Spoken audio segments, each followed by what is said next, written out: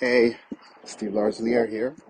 I wanted to talk about my journey. I'm an entrepreneur, family man, former nonprofit leader. I've been kind of in business entrepreneurship for 20 plus years.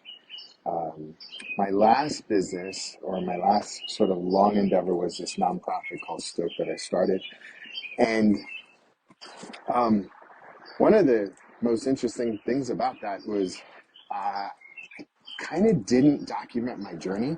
And I'm kind of hoping, since I have left there 2 years ago, um, I want to document the journey with this sort of next phase endeavor in my life and in business. And so the so my nonprofit was really born out of my passion and desire to give back. And if I had something that I wanted to be sort of the impact that I do want to have is helping people develop a sense of purpose. And I even wrote a book called Life Purpose Secrets, and I wrote it during the pandemic. But, you know, when I started my nonprofit, I really just wanted to help kids and live a life of meaning and impact. And and after running that for 17 years, maybe 16, 17 years, I just kind of hit a personal roadblock. And part of that was that I really wanted to maximize my potential and learn some new skills. And part of it really was that I wanted to reinvent myself. Um, and part of reinventing yourself is pushing yourself to do new things. It's so easy to get comfortable, so easy to get comfortable in the day to day, your life, your career, your relationships. And I've always kind of been a person of continuous improvement. And so, one of the things that I did, and this happened as soon as I hit $1 million in revenue in my nonprofit, was that I really started exploring a new way of doing business. And so I just started searching for mentors, courses, personal development, professional development, um, you know, masterminds, all of that sort of stuff, which kind of leads me to where I am today. Um, I somehow found myself as running an agency mentoring program um, and a community in the woodworking space, and I literally had no experience in it aside from the fact that I married into a family of woodworkers and builders and furniture makers. And so, I built this community. I built this business, multiple six figures, um, and uh, and so I'm hoping with this series to just really help document my process and I think what I'm calling the next phase of like my life and career. And it's really around um, building mini personal holding companies focused on niches, right? And um, and so I'll just be documenting my journey at least for like the next 30 days. We'll see how it goes. But um, so I'm in Chicago. As you can hear, it's pretty loud.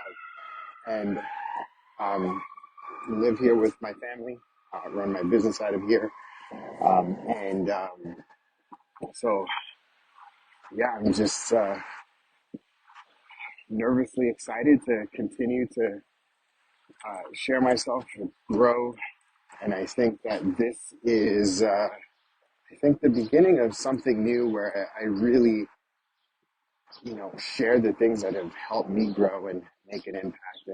And I hope during the process help you or help me really just uncover really what I'm after and what I'm building.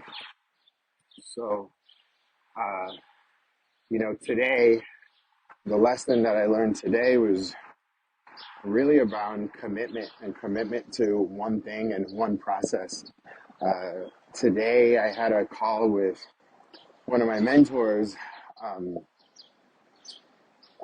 Serge, and it's been like a year of us working together, and I've grown a lot with working with him and his team, um, not as well as I had previously, but I like to consider my previous successes something that necessarily I don't know if it was 100% warranted, right? Like I maybe fell into a little bit of luck, but 2023 was really a year where I got my ass kicked in business. Um, Lots of stress, lots of pressure, um, lots of personal changes and growth. And then this year, first quarter, great.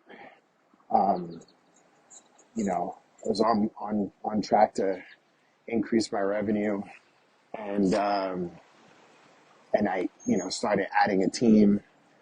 But again, I kind of keep hitting these little roadblocks, and part of my business experience is roadblocks are part of life. You just learn, adapt, and it's just kind of like this constant thing. But kind of his feedback to me was that uh, I didn't fully commit to perfection in different parts of my business.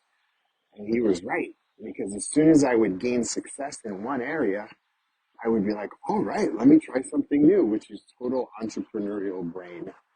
And I didn't sort of systemize and professionalize each different parts of my business. So paid for it, but you learn, you grow. And so I just kind of learned to commit. So one of the things that I'm planning to do is like fully go in on Woodpreneur. So I got this event that I'm doing a month from now in Portland. I'm doing my first mini conference for about 40, 50 people, doing it online. I'm also, rebuilding a team, hiring people, um, getting my sales and marketing assets going.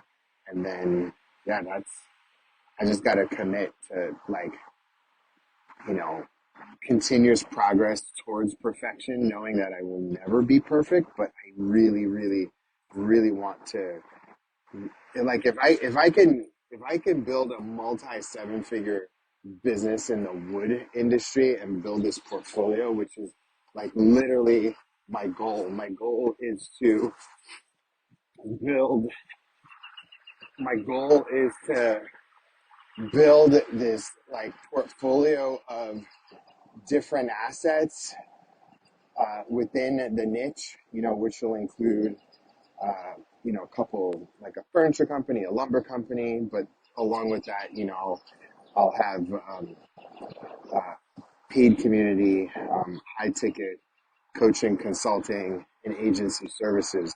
And so like that's the vision. Like if and before I add anything else, I just need to really dial that down. So again, the theme today was like about commitment and following through and continuous improvement towards perfection so that I can just like scale this thing. Like and scale it to the point where like I'm not the face and it becomes this like value added system that really grows and scales um, the industry, because ultimately it's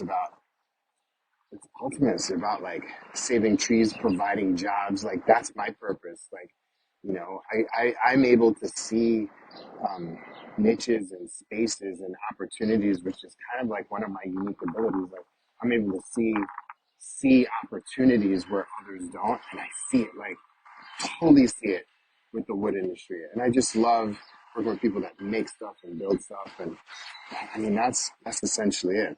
Anyway, thanks so much for watching, for listening. And I'll see you on the next one. All right.